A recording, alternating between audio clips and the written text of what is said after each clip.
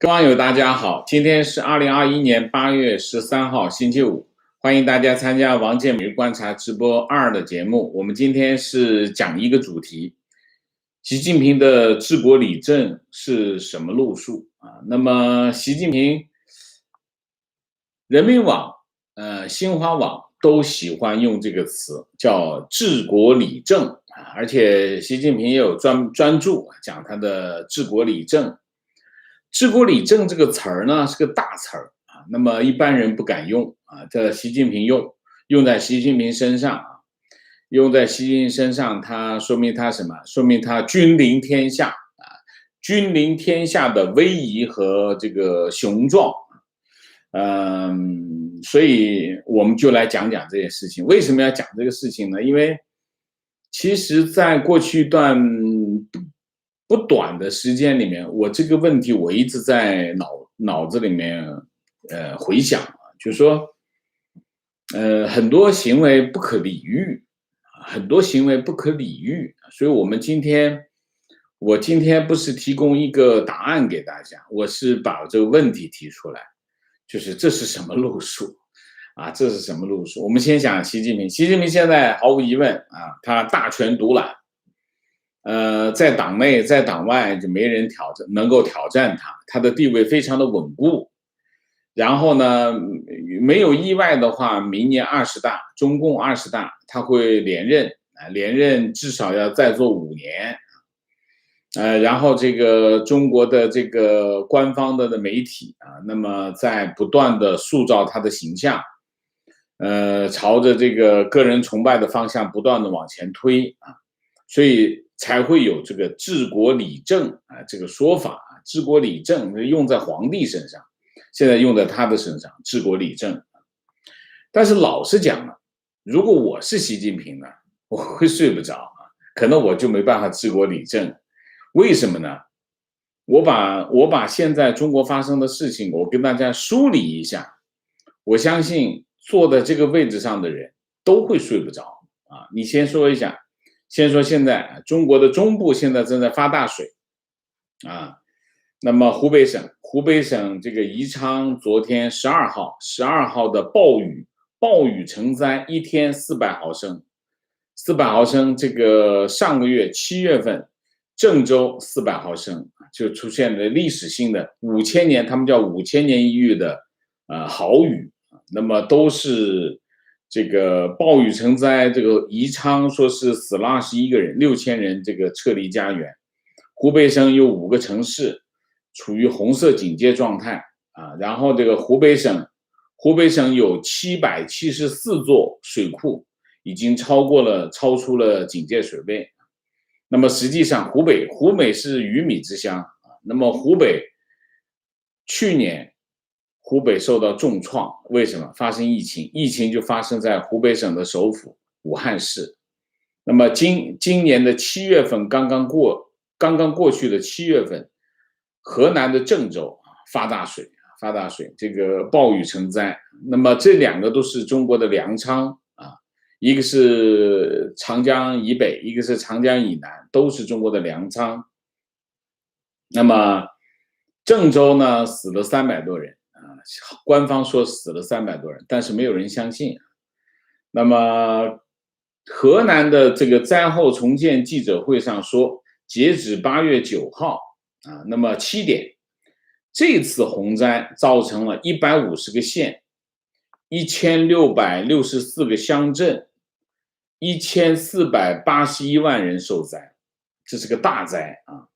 全省累计这个转移这个老百姓转移了93万人，农作物受灾的面积是1600万亩。然后他们怎么救助？政府怎么救助？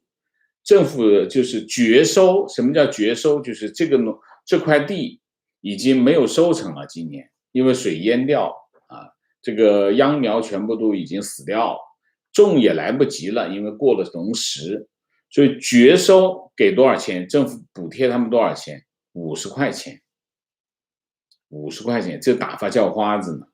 死了一口什么呢？死了一口牲畜，一头猪补助多少钱？80块钱啊！然后这80块钱里面还包括什么呢？你死了一头猪呢，还包括打捞、收集、运输、无害化处理。无害化处理的撒上石灰，埋掉也埋掉，因为它已经有问题了。所以80块钱，80块钱处理它都不够，这就是政府在做的事情啊。那么这是一个，就是中国的中部，还有其他地方还在发生洪灾，我就不具体说，我就举2个例子，因为这2个省相邻啊。第二，疫情严重，就武汉肺炎疫情严重，本土确诊病例连续19天上升，全国已经有18个省、48个市发生了疫情啊，累计报告病例超过1282例。目前中国中高风险的这个地区有100高风险、中度风险156个啊。那么卫健委说，国家卫健委说，中国面临着短时间内国内疫情多元多点爆发，形势严峻复杂。这是疫情严重，它有可能出现一个大规模的爆发，这是第一。第二，疫情严重。第三，中国没有安全有效的疫苗啊。到8月12号，全国累计接种这个疫苗18亿次，完成全程接种的人数是7亿7千万啊。那么至少接种了1次疫苗的10亿，中国有14.5亿人口，按照中国统计口径来说，实际上是没有那么多。可是尽管中国打了这么多啊，就是说已经这个完全接种的已经达到53%，那么至少接种1次达到72%，但是完全没有用，因为这些疫苗没有保护效，没有效果，没有保护效果，就是完全无效。完全无效的后果是什么？中国就不能形成有效的保护，不能形成群体免疫，不能形成群体免疫，就无法终结疫情。那也就是说，疫情如果发生破口，就可能烧成漫天大火，就像去年一样啊。现在的疫情仍在发展当中啊。当然，中国是个大国，是个人口大国，14亿人口，中国不可能靠其他国家供应它疫苗，因为现在疫苗到处都不够。那么中国一开始就吹牛啊，吹完了以后，但是马上就纸包不住火。这件事情，中国的疫苗没有效果这件事情，全世界都知道。然后中国在疫情的防控方面就面临着一个非常大的问题，就是它疫苗无效，它就没办法终结疫苗。也就是说，我们展望一个更稍微长一点的场景，大家会很清楚的看到，在全世界这个版图当中，全世界不断的在接种疫苗，各个国家都在接种疫苗，接种那些有效的疫苗，后果是什么？慢慢的这些国家就开始走出疫情，开始恢复。中国将会成为这个版图当中的一个黑洞，因为它的疫苗无效。这是第三。第四，中国经济危机越来越严重啊，表现在几个方面。第一，地方政府濒临破产，超过三分之二的省，超过2/3的省，他们每年的财政收入要拿出1半以上的财政收入去还债，所以地方政府的财政难以为继啊。为什么？因为之前借的钱太多了，借太多的债，这个债超出了他自己的承受能力。地方财政难以为继，实际上直接的后果是什么？直接的后果就是社保、医保这些保障面临危机中国至少有一半以上的社保，一半以上的省，它的社保这个入不敷出，这是一个非常严重的危机。医保社保啊，这是第一，地方政府濒临破产，这第一个。第二个，民营经济日益凋敝，民营企业要么就倒闭，要么就这些老板跑路了。为什么？经济不好，地方政府穷凶极恶，造成民营经济的凋敝。民营经济，中国讲民营经济是解决了中国70%以上的就业人口。当民营经济日益凋敝的时候，整个的经济状况好不起来，这是第二个，民营经济现在的问题非常严重啊。第三个，出口，从去年年底到今年上半年，中国的出口不错啊，但是今年下半年开始，这个出口开始遇到问题，两个问题，第一个问题，原材料涨价，第二个问题，运费暴涨，打击中国出口的能力。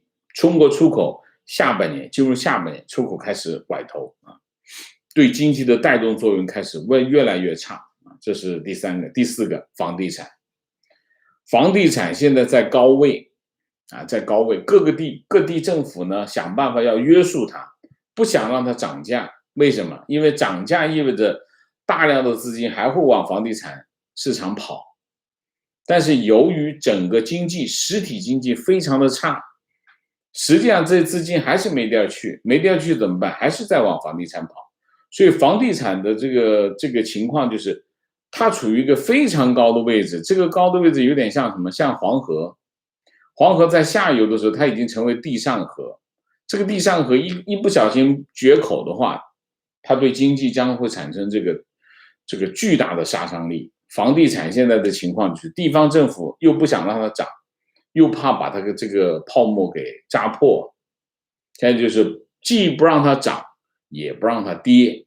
现在限价是双向限价，往上不能上，也要限，往下也要限，就是这个情况。然后中小型的房地产开发商开始暴雷，为什么？政府开始限制银行或者其他的资金进入这个融资给这个房地产企业，中小型的房地产企业就开始暴雷。它这种暴雷呢，有可能引发金融危机或者金融风潮。这第四、第五，严防死守。现在中国各地出现的这个疫情，中国沿用没有疫苗的防控措施，就是4个字：严防死守。这种严防死守3个手段，第一个阻断，第二个封停，第三个核酸检测。这3个手段直接把经济给封死了。所以呢，你可以看到严防死守的这个防控措施正在杀死中国的经济啊。所以呢，去年上半年中国经济出现的什么情况？出现了一个就是全国性的封停，啪，整个经济停顿了啊。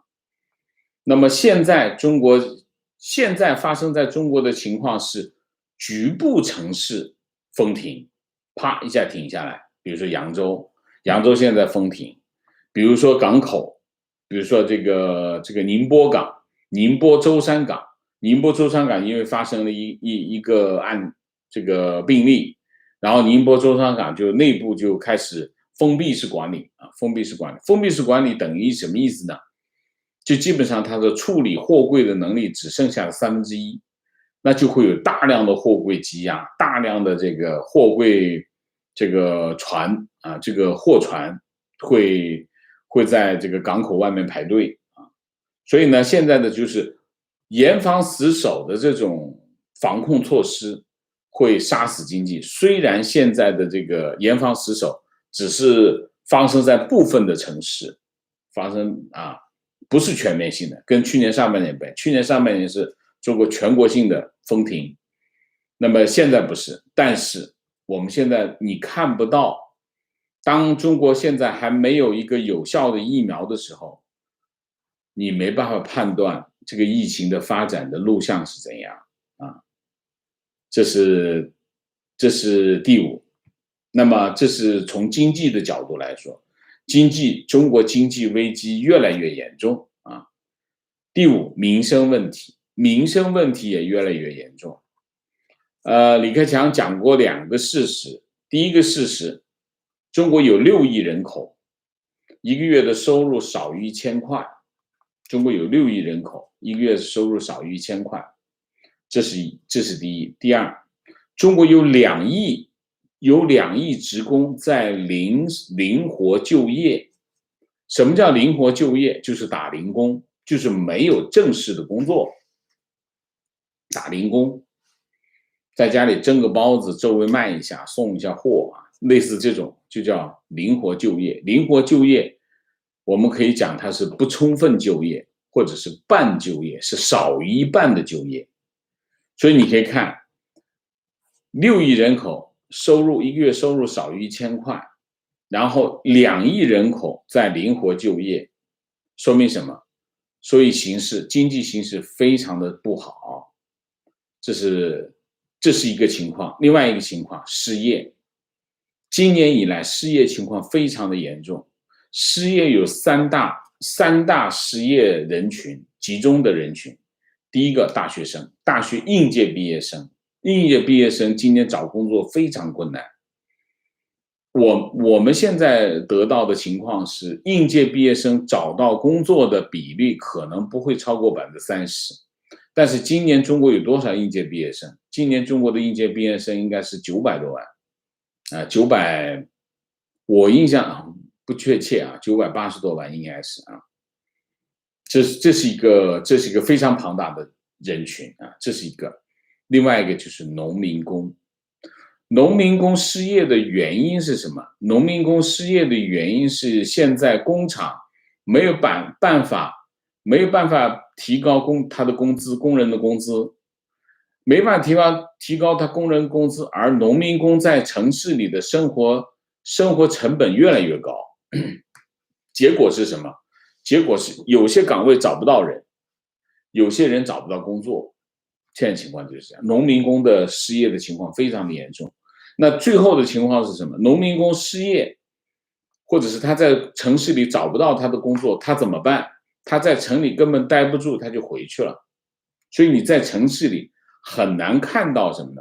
很难看到大规模的农民工在失业，因为他在城市待不住，他就回去了。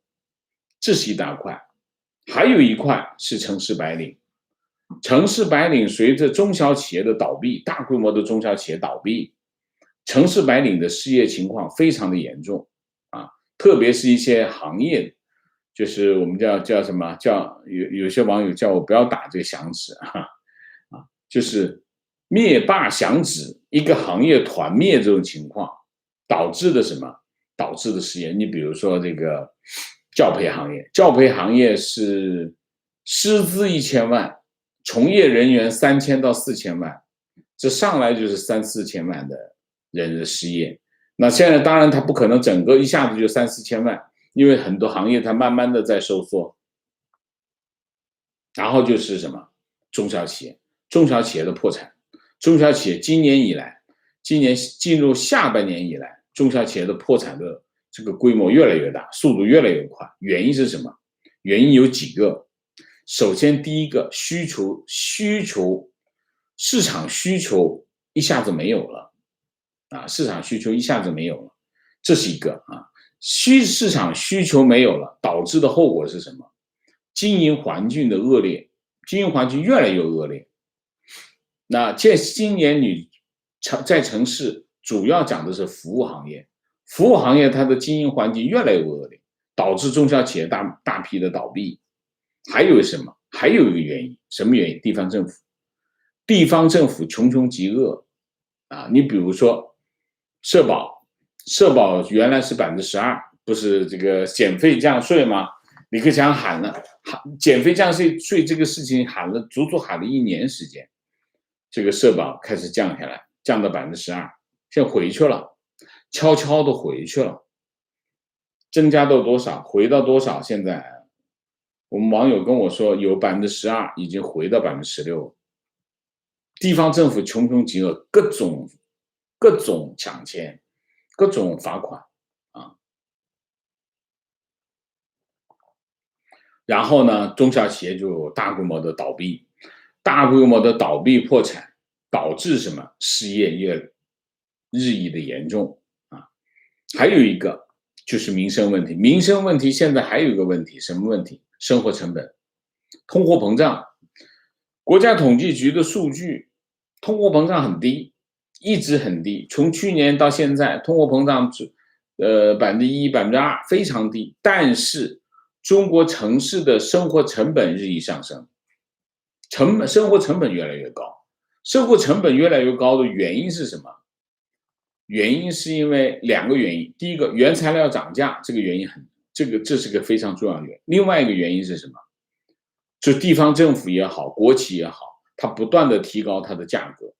提高它的价格的原因是效率低，然后它的成本在上升，所以价格传导，所以生活成本日益上升，生活成本、生产成本价格上升，这导致了什么？导致了社会矛盾日益激烈，因为生活成本上升，大家生活难度增加了，然后这个叫什么？这个贫富差距扩大，政府和老百姓的矛盾加深，因为他现在你看，现在到处干什么？政府到处锁车、罚款，各种罚款，因为他没有穷凶极恶，没钱了。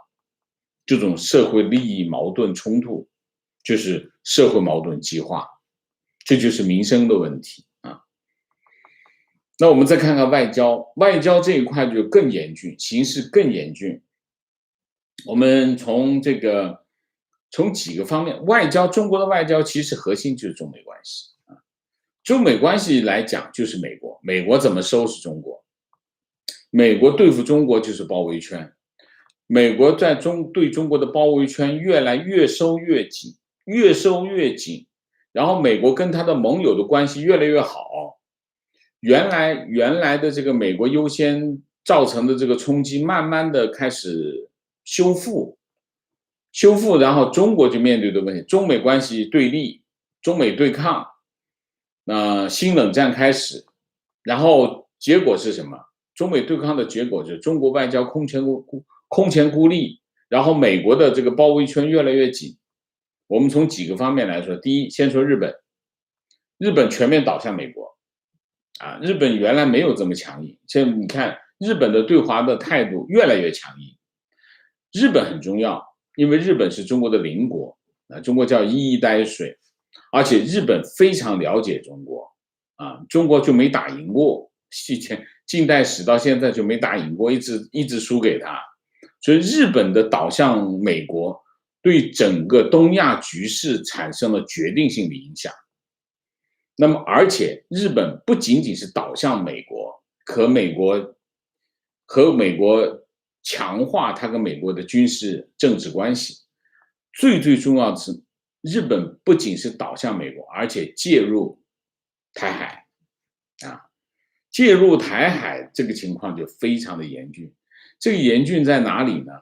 因为它国家就在你旁边，日本离台湾的距离非常的近，所以在这个问题上，在台湾问题上，他不断的提出，台湾问题就不是两岸关系的问题，台湾是日本的生命线，他提出一个这样的问题来。这个后果就非常严峻。在台湾问题上，中国要面对什么？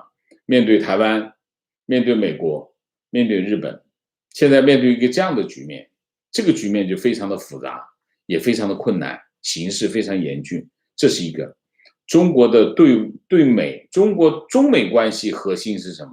台湾问题。在台湾问题上，这个天平已经没办法平衡了啊。这是第一个。第二个，四方集团刚刚开完会啊，高级官员会议，实际上四方集团在酝酿什么呢？酝酿新一轮的首脑会议，就是峰会。那么，美国、日本、印度、澳大利亚4国集团日益成为一个政治、军事、经济的联盟。你看地图，你看得很清楚，这是一个包围圈，也是个包围圈啊。这是第二，第三，东亚。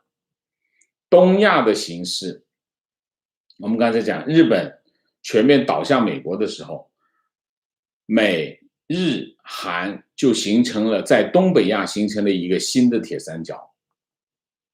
韩国其实没有选择，他必须跟美国站在一起。那么形成什么呢？军事、外交、政治，还有一个非常重要的产业链联盟，对中国形成压力。产业链，什么产业链？半导体。半导体还有一个就是这个半导体的产业链，还有一个就是台湾。日本、韩国、台湾加上美国，在半导体领域基本上可以垄断了，所以在中国来说有一个巨大的压力啊。第四，东南亚，东南亚菲律宾倒向美国，那么有可能形成这个多米诺骨效应啊。那么中国在东南亚的影响力开始减弱。东南亚本来是中国的后院，中国在东南亚的影响力无出其右，非常有中国在东南亚非常强大的影响力。但是在菲律宾问题上，在越南问题上，它的强势的态度导致这2个国家开始动摇。那菲律宾首先倒向美国，越南没那么容易，但是越南不好说啊，现在不好说啊。这第四，第五，五眼联盟、欧盟、北约这些传统的西方的这些联盟，军事联盟，这个政治联盟，他们的方向越来越清晰。什么清晰？跟随美国对抗中国。所以这些联盟全部都转向的目标就是针对中国。这是第五。第六，立陶宛。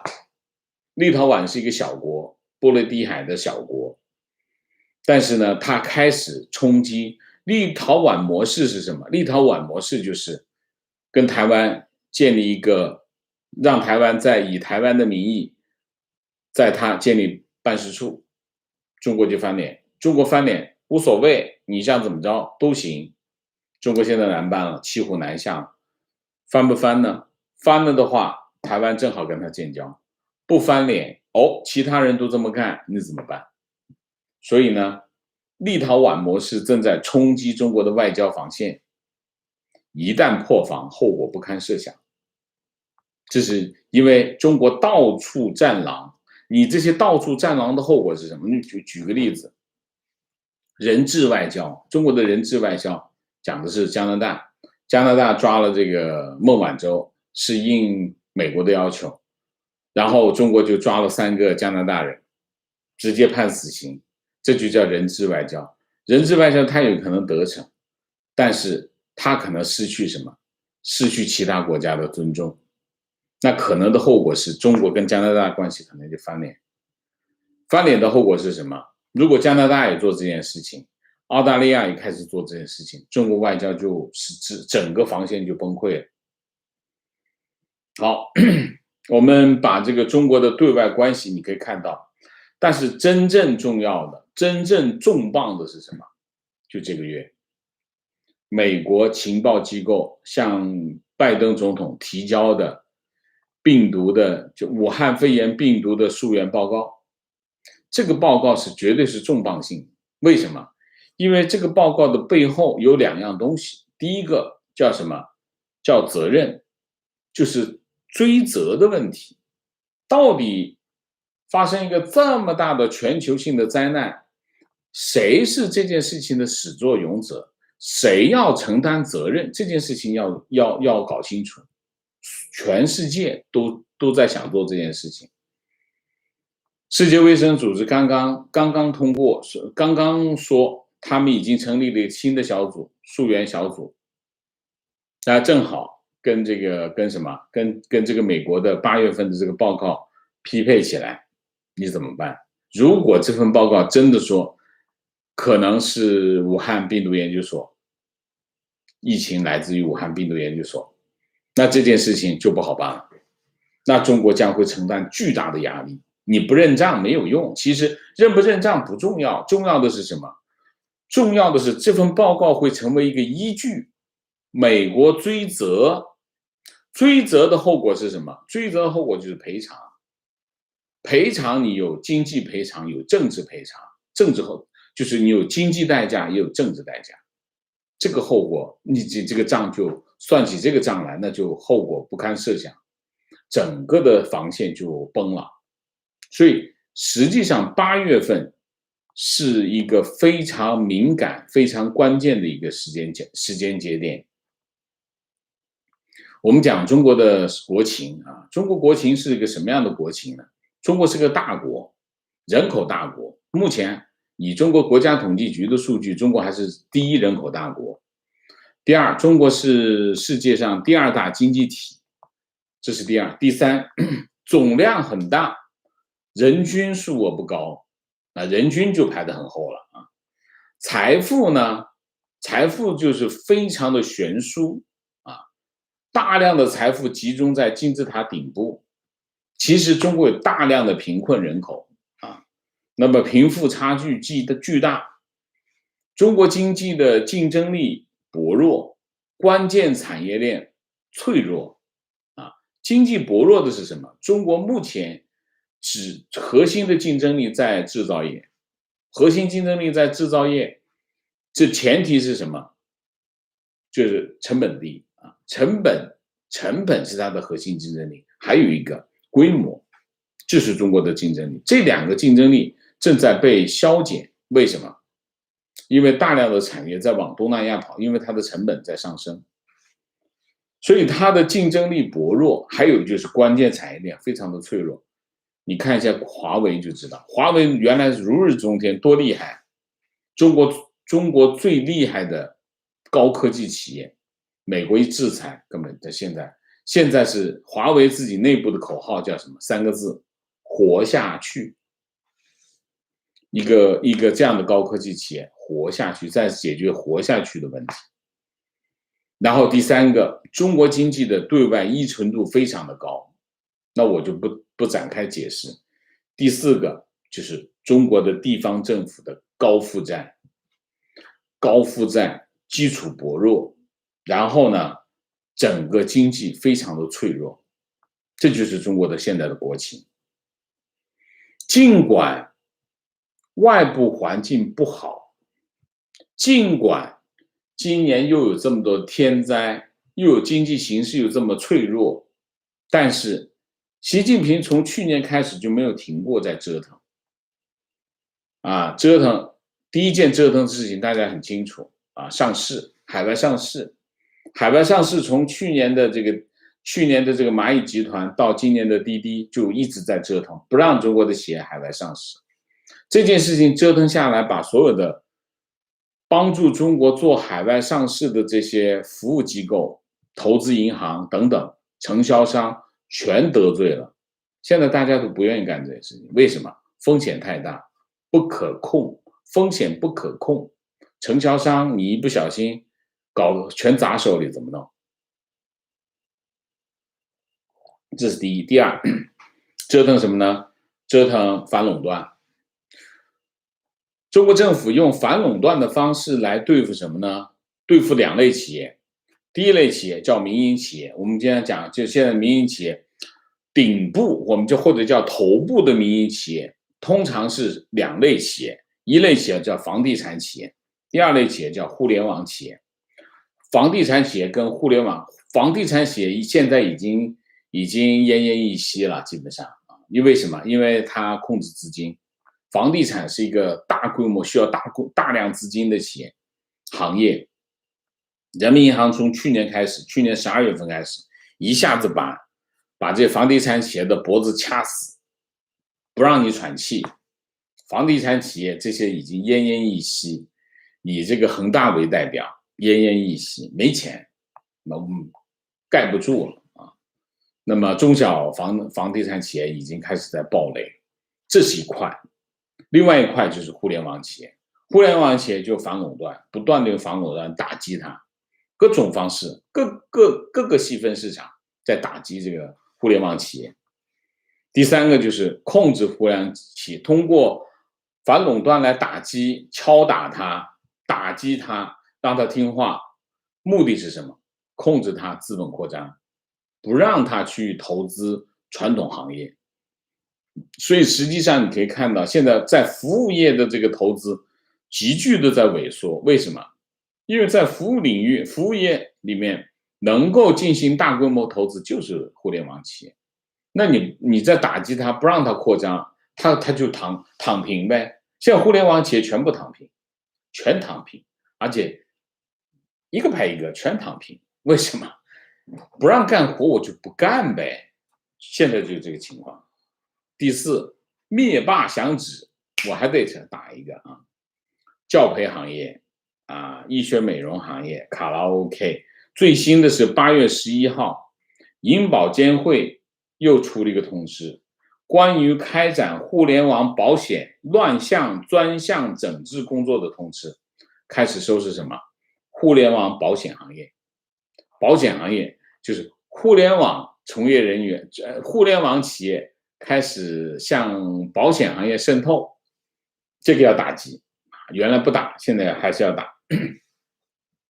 这一轮这个灭霸响指下来啊，损失我们来看一下啊，怎么损失哈？从去年年底到现在，腾讯蒸发1万亿，阿里巴巴蒸发1万亿，快手蒸发8000亿，平安蒸发6000亿，美团蒸发6000亿，新东方蒸发2000亿。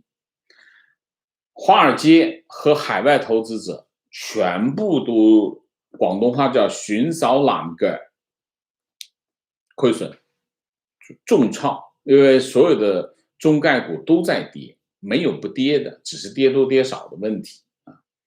然后中国市场，中国资本市场，中概股成为什么？成为海外投资者的票房毒药，没有人会再去碰的了。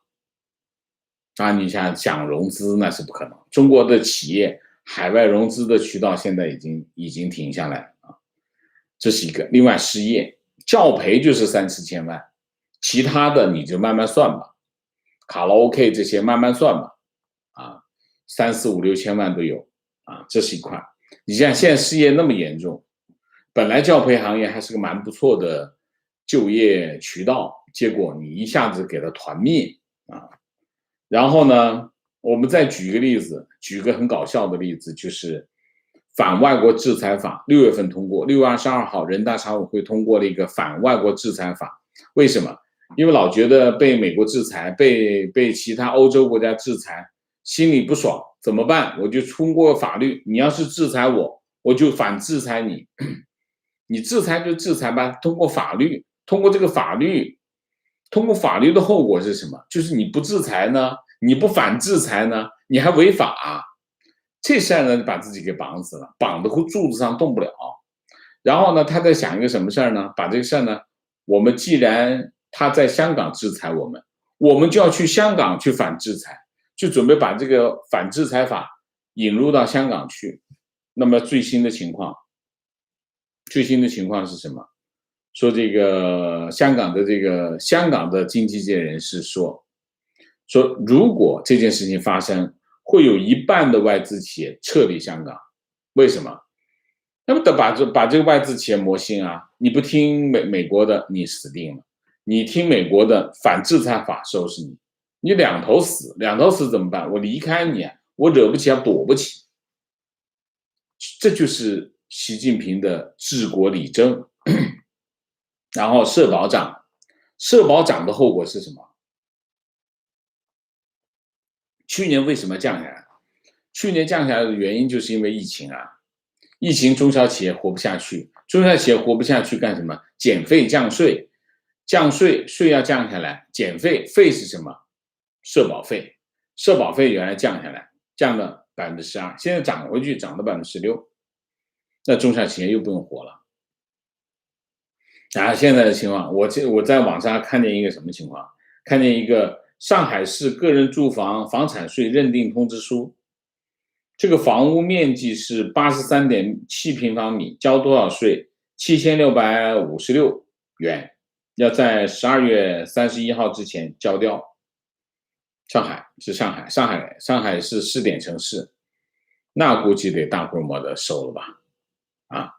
那你想一下，中国经济去年疫情重创，今年好不容易爬起来，上半年还行，上半年因为全世界都在疫情当中，中国经济恢复，所以订单都跑到中国来，中国经济挺好，还不错，恢复的还可以，结果就不停的在折腾，中美关系在翻脸，你的内外交困，疫情又停不下来，然后内外交困，那理论上来说，你应该休养生息，对不对？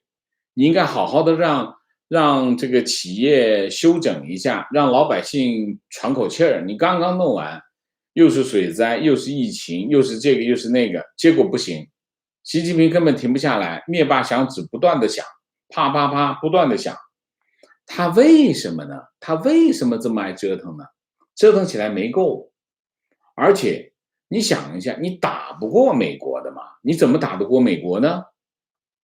从军事、从经济、从政治、从外交、从地缘政治，我们知道再讲大一点，从意识形态，你打不过美国啊！你为什么跟他对抗呢？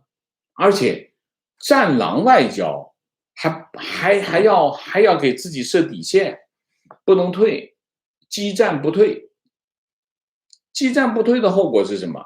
激战不退后果现在就是两个根本性的局面。第一个，包围圈越来越紧；第二个，空前孤立，因为没有人会站在你身边，没有人啊！你现在是身边俄罗斯没有站在你身边吧？对吗？看钱份上，你哪天你钱松一点，他就不理你了。而且美国到现在为止也没有松口，美国真要松口了，说俄罗斯你过来吧，我接受你。你看过俄罗斯什么情况？所以现在的局面，然后国内经济一塌糊涂，你就踏踏实实让大家修身养性呗。该出去上市，你就让他去上市呗，让上市全世界去融资来帮你做生意，这不是好事儿吗？你为什么不让他去融资呢？又不用你掏钱，投资者给钱，这都不肯，这都要翻脸，翻什么脸？所以现在的情况就是你不可理解。人民日报、新华社天天讲习近平治国理政啊，多么牛，多么厉害。可是你看的这些事儿，你觉得这是人干的事情吗？假疫苗现在一个这样的情况，这得坑多少老百姓？假疫苗一轮一轮的，你看看那些隔离，你看看那个你看哈，在疫情这件事情上还不忘挣钱，割韭菜。这个钟南山讲的卖中药卖假中药，买没有用的中药，割韭菜。然后这个隔离，把这个老百姓送到那些这个乌七八糟的酒店，还收别人21天，隔离21天，收别人5000块钱。那个破酒店，一天也就是30-50块钱的酒店，收别人5000块钱。这种情况本来全世界都是隔离，根本是不收钱的，你还让老百姓自己收钱，不仅是要收他的钱，还让他住这种破破烂烂的酒店，什么情况？你看，这还要挣钱，这个疫苗还是假的、无效的，还要挣钱，这是什么样的国家？这叫什么治国理政？我是没看懂。我为什么今天要做这节目？就是我看不懂。你明明这些行业你让它发展，你不行，非得折腾，一个一个。就像什么？就像打地鼠一样，一个一个打过去，这一个行业一个行业打过去，你是嫌这行业发展的太好了吗？拜托，中国现在的各个行业都苦哈哈的，生意不好，都不好。好不容易有2个好一点的企业，你非得把它折腾死。阿里巴巴也好，蚂蚁也好，蚂蚁生生的本来是一个可以融一大堆钱回中国的这个企业，结果你生生的把它灭了，直接灭掉。原来是金融科技企业，直接把它变成金控公司，把它整个的市值，原来是估值是$3000亿，现在$1000亿都没有。为什么？因为直接你把它变成金控公司，它怎么弄？它根本就不值这么多钱，蒸发的这个财富不计其数。为什么 ？Why？ 你不是富有天下吗？这个天下都是归你的呀，这天下都是归你的呀。你不是独裁者吗？独裁者你全部都拥有这些权利，你为什么把它给打烂掉？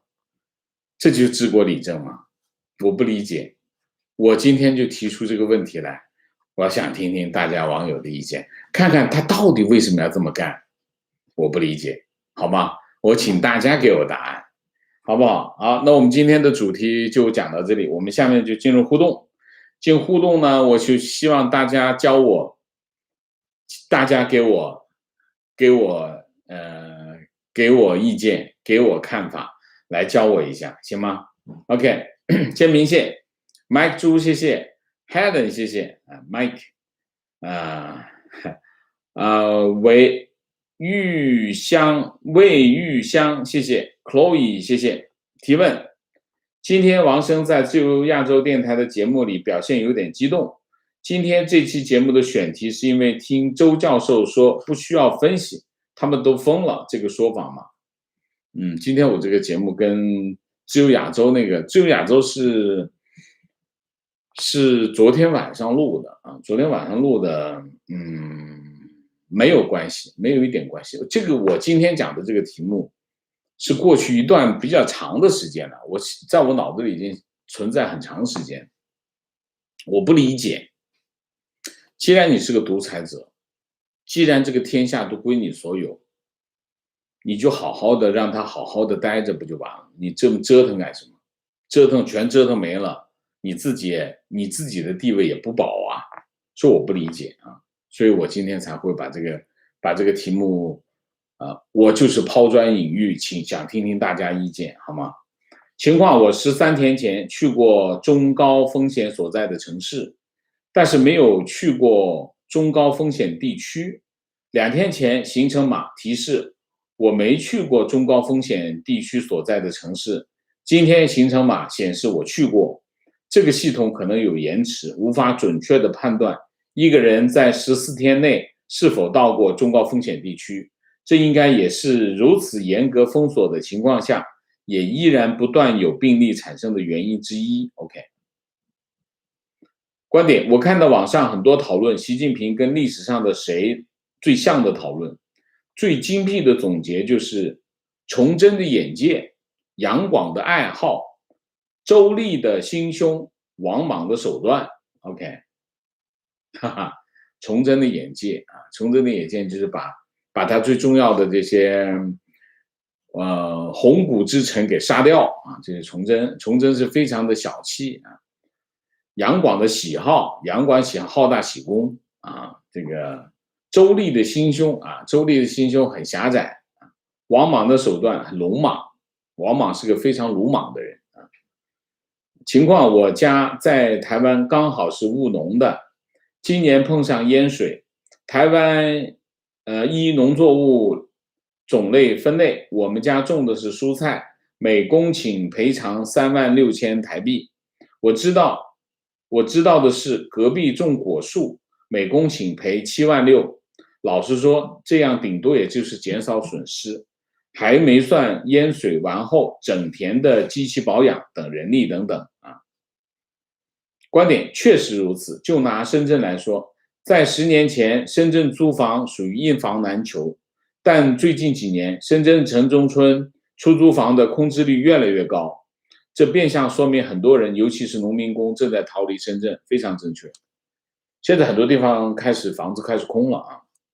观点：一，推荐大家去看瑞士驻华大使的辟谣生物学的微博评论，让大家知道中国还是有很多很多正常人。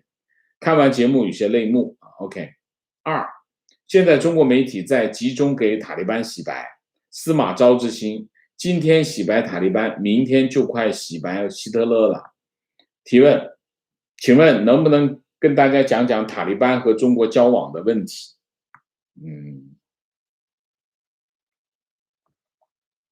我们今天还是讨论习近平吧，好不好？塔利班我们以后再讨论，行吗？情况就在刚刚，路口隐蔽处有多交警的协警，查电动车走机动车道罚50元。然而没有一个协警在前方路口正确引导，距离上路口仅100米，5分钟内至少15辆电动车被罚，鄙视这些皇协军。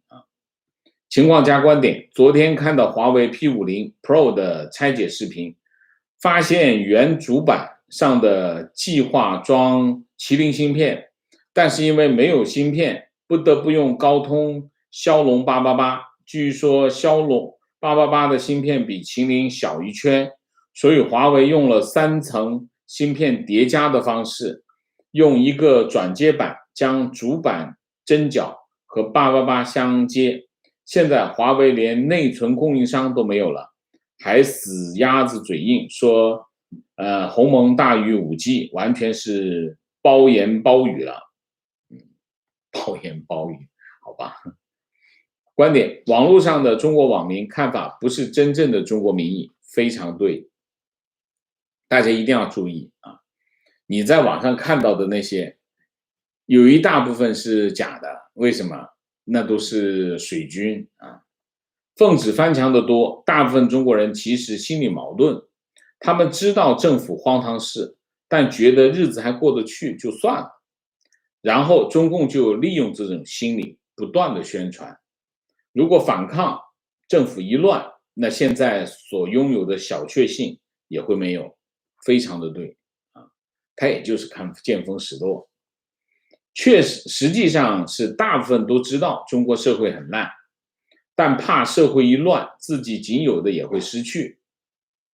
大陆大部分人的心理才吃饱几年，吃饱饭没几年，实在太害怕再回到20年前的穷得叮当响的年代。共产党很会用这种心理，不断的强调稳定压倒一切，用稳定来说服大陆人容忍大陆政府的荒唐事，非常正确啊，非常正确。观点 ，CCP 现在的思路是让人民永远处于马斯洛需求层次的第一层，无暇思考他的罪恶啊。情况，昆山的情况是，把退休人员医保条件从原本缴纳5年调整到缴纳10年才能享用。这就是流氓啊，流氓手段啊！观点，包子一直在拙劣模仿腊肉啊，腊肉就是这个毛主席纪念堂里面躺着的那个叫腊肉啊，大家都叫它腊肉。尤其一步一步走向文革，我觉得其中一个原因是他希望通过文革手法洗脑，万一他有下去的那天，或者他找个傀儡在台上不听话了，再发动一下文化大革命，搞个全民政变，把继任者打成刘少奇，再把权力牢牢地抓在手上。但是你也不用打地鼠啊，打地鼠干嘛呢？对吗？地鼠那天天给你挣钱，生金蛋的鸡都是生金蛋的嘛，阿里巴巴也好，就是帮你挣钱。你为什么要把打地鼠把它打掉呢？这不可理解。你说这个我可以理解，就说你就通过各种政治操作搞这些东西，虽然我不觉得它能成啊，但是你可以理解。但问题是你把这经济给一个行业一个行业灭掉干什么呢？为什么要这么干？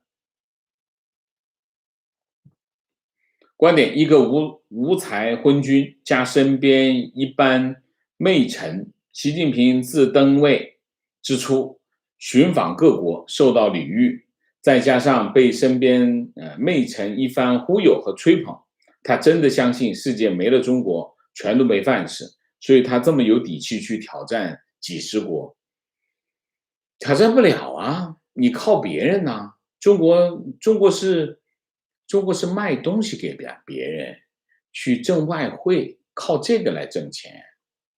谁靠你？是你靠他还是他靠你？你疯了吧？你说啊，我不生产，你们都没饭吃，你先饿死好不好？这个都搞不懂吗？对吗？你说呢？观点：习力跟我身边国企二代一样，不学无术，嚣张跋扈，志大才疏，好大喜功。情绪：看海外社交媒体，每天都有香港朋友离开或者送别亲友。看大陆综艺，陈小春等香港艺人在节目里大放异彩，自称大湾区，我笑了，但笑中带着泪啊。观点：打击中概股，美国投资人也是损失惨重，不知道这是不是这步棋啊？不理解。观点：习近平打压互联网公司是为了树立权威，强化党对全社会的控制力，下面的官吏们完全就是想去敲竹杠弄点钱。权威他都已经治国理政了，还想要什么权威？还不够吗？我觉得不理解，还是找不到因果关系。观点：如果经济搞起来，党的统治不在了，那有什么意思？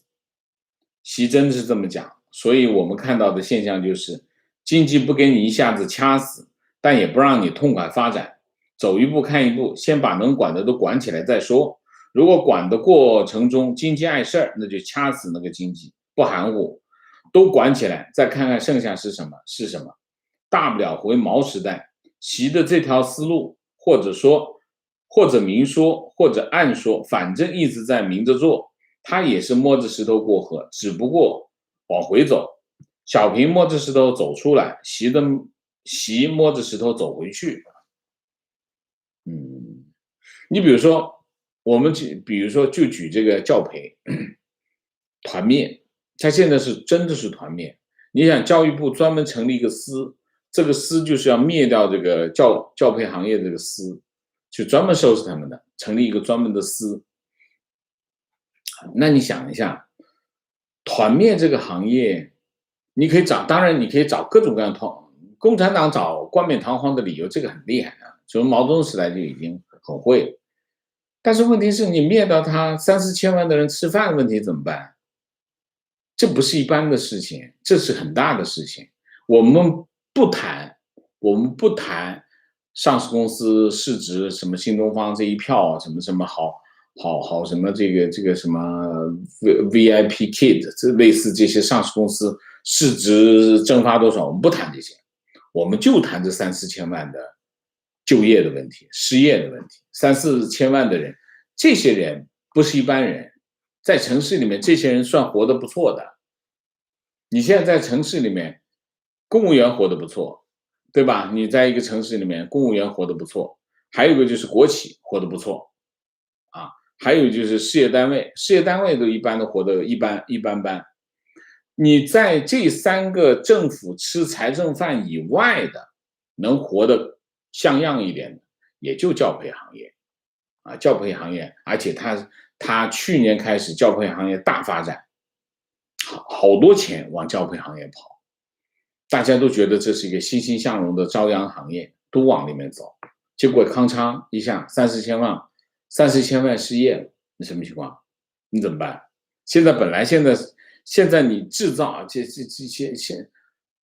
今年以来说是新增加了岗位600多万，辛辛苦苦搞了600多万的就业岗位来，你这一口气就3-4千万出去了，你怎么弄？为什么呀？你要政治安全，这个当然这是你拿出来理由讲没问题，但问题是就业怎么办？这些人都要吃饭的，而且这些人都是城市的白领，很多人是在公房，上有老下有小，中间有小孩，还供着一套房，有的还有一辆车，你怎么搞？你怎么办？而且你现在是团灭，他不是说我有个企业倒闭了，我就跑到另外一家企业去上班，不是的，就是所有的行业都没有了，这个行业没有了。那你就去开，那你就要么去开这个开出租车，要么就去跑美团，你其他怎么弄？行业没有了，所以你为什么要这么干？就不找不出理由来，而且你干你后果你怎么弄？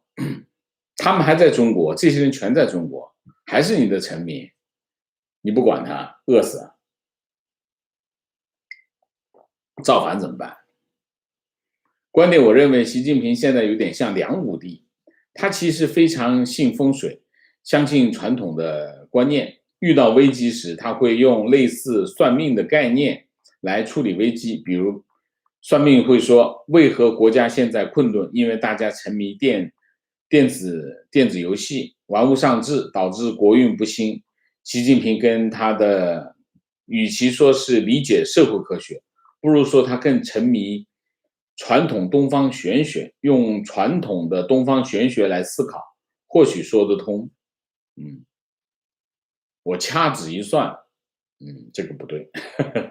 观点，包子之所以打击资本，我认为他无法控制资本，且这个人刚愎自用，不学无术，受腊肉影响太深，觉得回到类似计划经济才是正确的，也就是大量的国企吞并民企，搞死这些资本，所有的资源都握在他手里，想活下去就必须求他，这样他的能力才能更好的巩固统治，他才能够做西朝鲜的土皇帝，并没有能力去做一个富国强国的首脑，所以干脆把这个国家变回去。那他之前喊的那些口号，不都全白喊了吗？你说呢？观点，习并没有绝对控制，他所做的只是加强控制。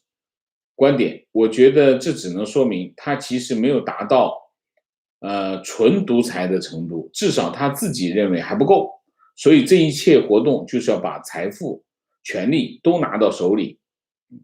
观点，听过一个分析，这些行业背后的股东都是习的政治对手啊，这个我不讨论。为什么？这就是为习的这些行为找理由，不成立啊。为什么？你想一下，如果有人在里头，你把他挤出去、踢出去不就完了吗？你把这个行业灭掉干啥？又不难，对不对？跟打个招呼，你把他赶走，你就赶走了呗，对吗？这个不成立啊，这个根本不成立。观点，习的做法大概是出于老年人特有的固执和偏见，对现代的中国社会道德堕落极度不满啊，出于共产的理想主义，想要大破大立，只是用力过猛，操之过急。我觉得他是有复兴中国情怀的，他有情怀，狗屁，他情怀。社会风气堕落，你能堕落过文革？中共你能堕落过三反五反？能堕落过这个大跃进、人民公社？中共的堕落，中共把整个中国人的堕落全部集中在中共手里，好吗？你看看中共把这个中国人给堕落成什么样？中共根本没有道德，这是什么中国现在社会道德堕落？你胡扯啊，根本不对啊！中共才是中国社会堕落的根源。中共根本没有道德感，所以根本不存在所谓道德沦丧的问题。中共本来就没有道德。观点，非我族类，其心必异。CCP 一直想掌控一切，资本家掌握太多的资源，这是 CCP 最担心的。所以200斤提出不忘初心，牢记使命不是没有道理啊？什么道理啊？要掌握更多的资源。其实这个不成立，为什么？我举一个很简单的例子：中国任何一个首富，中国的任何一个首富，从华润排行榜到这个财富排行榜，叫什么排行榜？总之，所有的首富都逃不过中国任何一个就是主管的一个处长的手心，你信不信？在中国，资本家，资本家的命运是非常脆弱的。你看马云就知道，马云的这个命运，马云作为首富也蛮久了吧？你收拾起来，能反抗吗？根本反抗不了。这不是现在，从中共建政到现在一直都是这样。所以你说啊，这个叫什么？这个资本家掌握了太多的资源。中国的资本家，所有的资本家，你要生存。我昨天其实讲过一个很重要的原则，他必须投靠政府，甚至投靠政府官员，他才能够生存下来。但是当他投靠他之后呢，他又有另外一个问题，什么问题？你靠着他嘛，你当然要依附于他，你要听从于他，你就没有独立性。你还有什么掌握太多的资源，你就被他掌握着。马云也好，马化腾也好，中国所有的有钱人都是被中共掌握在手里的。他有什么独立性？中国的这些企业家，中国的资本家根本没有独立性，想怎么捏就怎么捏。我都说了，一个处长他都逃不过一个处长的手心，何况习近平？习近平不知道吗？你想想看，跟刘鹤打个招呼，你说把这个钱一拿，不就全死了吗？所以这个我说这个觉得他资本家掌握太多的资源，中国的资本家其实在中国做生意其实是很悲惨的，80%的精力拿来对付这些官，20%的精力是拿来做生意、管企业的。观点不理解包弟很正常，他的决策圈很小，而且接受的信息也非常的封闭，无法用通常逻辑解释。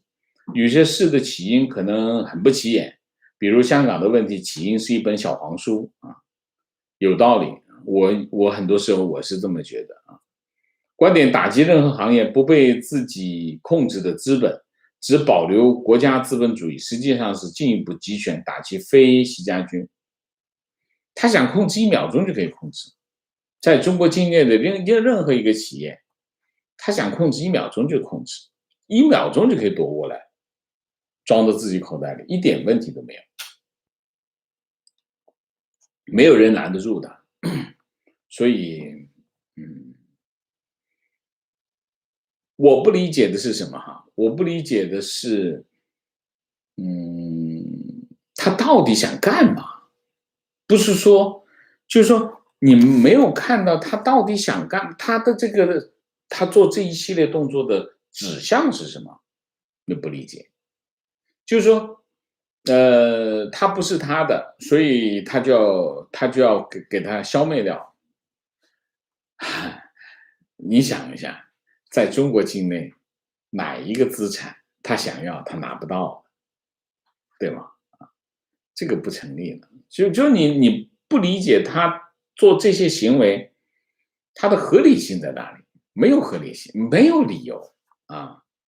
观点习这是骑虎难下，不进则退，会释放错误的 message。处理寡头，处理少数民族，是在防止寡头。中国没有寡头。很多时候，中国很多人把马云跟俄罗斯的那些金融寡头相提并论的，这完全不成立啊，这不成立。俄罗斯的那些寡头是真寡头，中国的这些首富啊，根本不是首富啊。这个俄罗斯的那些金融寡头，他在政治上真的是有影响力的，真的有影响力。马云他们在政治上有什么影响力？捏在别人手里都是。感觉大概是觉得要和世界脱钩了，觉得这些行业反正都要被别人爆掉，不如自己慢慢动手，不要等到别人一起来爆。习青年时心理受打击，现在开始报复社会，这个有点靠谱啊，这个有点靠谱啊。观点，在他眼里，与钱相比，手里的权力更重要；在他眼里，与3-4千万就业岗位相比，收紧意识形态，避免孩子受西方价值观更为重要。观点，关于王老师您问的 why， 其实在2018年，毛泽东当年的秘书李锐在病中接受美国之音采访说出一个答案，说习近平文化水平低下，并且不接受任何忠告。也就是说，但凡是好的忠告，于国于民有利的建议，习包子既似乎有一种孩童般的逆反心理，一定要朝着反方向走，证明他所谓的治国理政的才能，其实是心智不成熟，自作聪明。可以，这可以解释，但是你解释一次没问题，你第二次也没问题，你不可能一路打下去。我觉得打地鼠这么打，它肯定它是一个持续的过程，这个持续的过程，它不会是因为你要知道，你在做一件事情，做完之后到底怎么样，你心里很清楚的。我在做这个杯子，做着一半，我就啪一摔破了，没做成，你再去搞，还是一摔还破了，你很清楚这件事怎么回事。习近平也是一样，你从去年蚂蚁集团开始到现在，你把蚂蚁集团变成什么，你很清楚，你很清楚是什么，然后你收拾阿里巴巴，你很清楚是什么，然后你又这个互联网企业一直打到现在，你得到什么了？你什么都没得到，你啥都没得到。当然，投资者很惨，你也没得到啥，你说你得到啥了？你说啊，这些人听话了，嗨，你不打他，他一样听话，好吗？你一声令下，这些人全部得跪在你面前，这有什么问题？这是在中国，你以为在什么地方？你们没有见过，你们真没见过这些中国的这些企业，所谓企业家、老板，在这个官员面前的态度，那个顶头哈腰，这千万不要理解错了啊！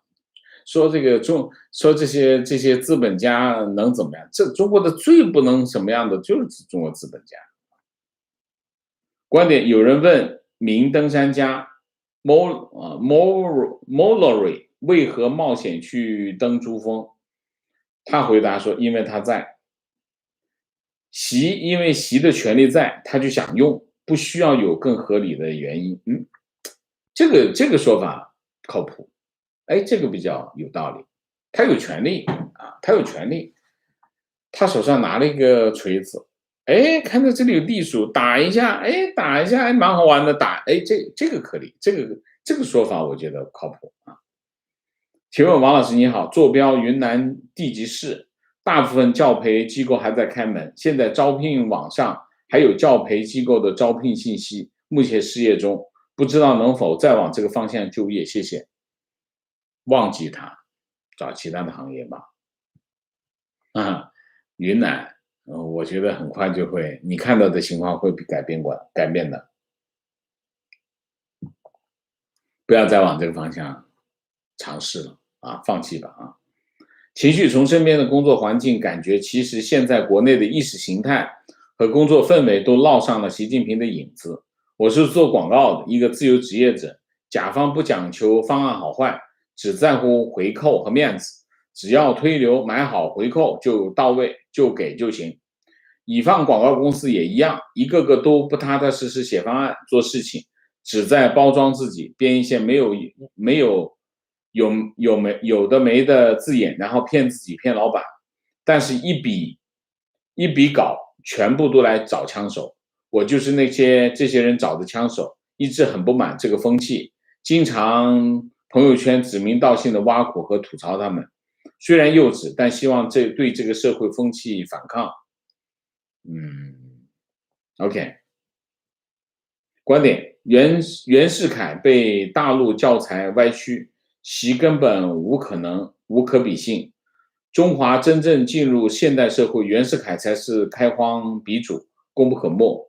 观点就像上期节目有网友提到的一样，天才的思维我们理解不了，但同样蠢货的白痴的思维我们一样理解不了，也有道理，这个说得很好。观点，前面网友用登山家的说，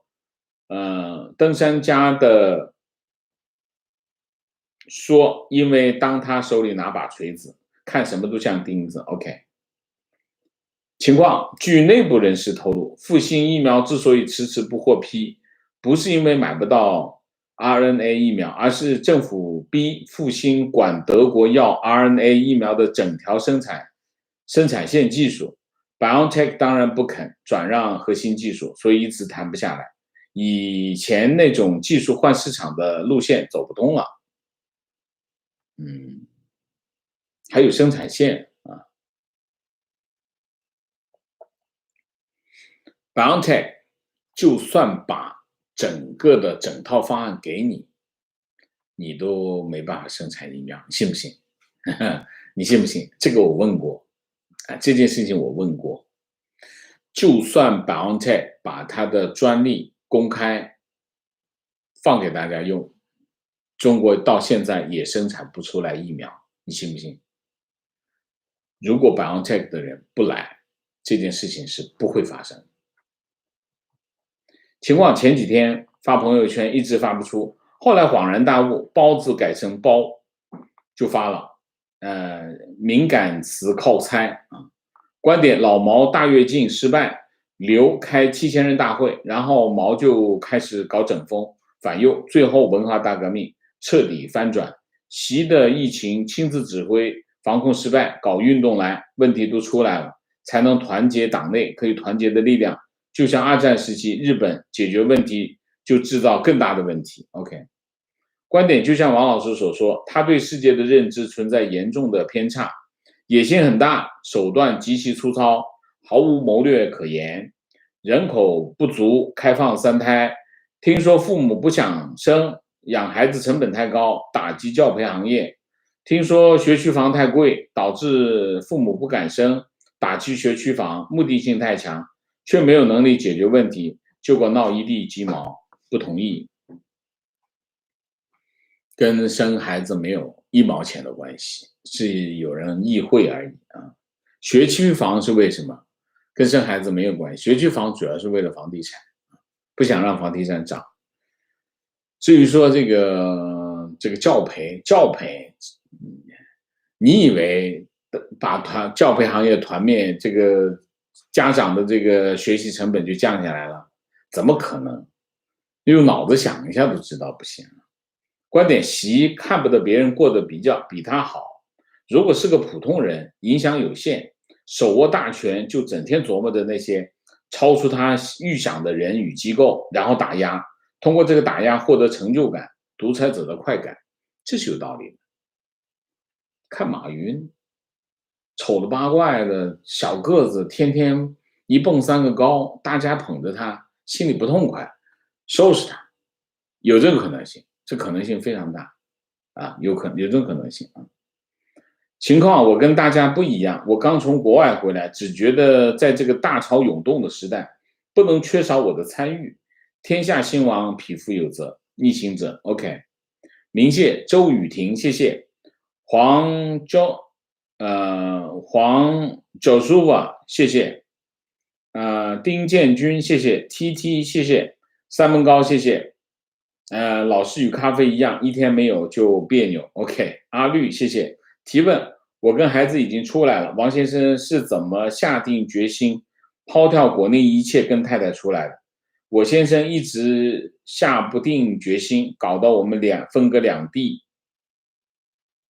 你出来之前要把这工作做好。家是什么？家的意义是什么？家的意义就是在一起，不能在一起，这就不能成为家。爱是什么？爱就是相濡以沫，这个家要有爱，这个家要在一起，所以你一定要想办法把你先生搞出来啊，要做好他的工作，这个很重要啊。观点：我父亲跟习近平大1岁，我跟他聊天经常聊不下去，因为我跟他3观不同，我猜习近平大概也是这样 OK。观点：习近平到底想干什么？希望王健先生能尽早得出一个结论，不要用他不理智，他是个疯子，他幼稚这样的简单结论。当然不会，肯定不会啊，这个不是结论，这个不是结论。结论你要知道他为什么要这么干，因为你说是1个行业、2个行业、3个行业，那可以，那个你说什么都可以，但是不是？他现在在打地鼠，一个行业一个行业打过去，这就肯定背后有一些我们不知道的事情啊。老王，谢谢王先生掐指一算，其实我们解了惑。王先生响指一次，其实也点醒了很多懵懂的网友。OK， 情况消息称，滴滴的陈维和柳青正在接受监管部门的调查，已经到滴滴的最高层。这个是彭博的消息啊，说他们要调整这个滴滴的管理层。可能是柳青。你看我们前一个节目吧，观点感觉王老师有个误区，习惯用自己的立场分析包子的行为。其实按照包子的思维，也许就是刚才那位说的，为什么打击这么多行业这么简单？我当然是用自己的立场，我难道用别的立场？不可能的。我只是，这就是我的局限嘛啊！每个人都有自己的局限，我希望能够用更多的角度去分析，所以我才提出这样的问题。没关系，我们慢慢的探寻答案吧，好吧？好，那我们今天的节目就到这里，感谢大家的参与，我们下一个节目再见。再见之前，请大家点赞，请新来的网友订阅，请大家加入我们的会员，支持我们做更好的节目，做更好的自己。谢谢大家，谢谢。